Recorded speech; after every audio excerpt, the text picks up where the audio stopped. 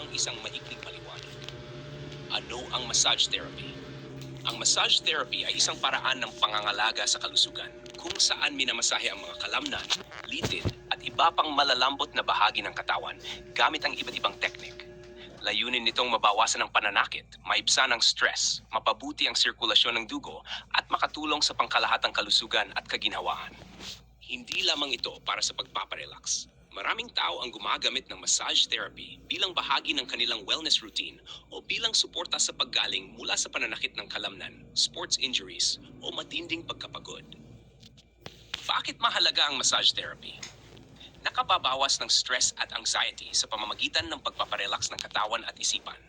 Nakapagpapagaan ng pananakit ng kalamnan at kasukasuan, lalo na pagkatapos ng mabigat na trabaho o ehersisyo. Pinapabuti ang sirkulasyon ng dugo na tumutulong sa pagdadala ng oxygen at nutrients sa iba't ibang bahagi ng katawan. Nakakatulong sa mas magandang tulog, lalo na sa mga taong hirap makatulog dahil sa stress o pananakit. Pinapataas ang flexibility at mobility, kaya mas madali ang paggalaw ng katawan. Maaring makatulong sa mas mabilis na recovery pagkatapos ng physical activity o injury, depende sa kondisyon at tamang uri ng masahe.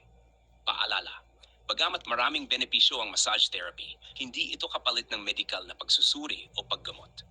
Kung mayroon kang malubhang pananakit, lagnat, impeksyon, sariwang sugat o ibang seryosong kondisyon, mahalagang kumonsulta muna sa doktor bago magpamasahe.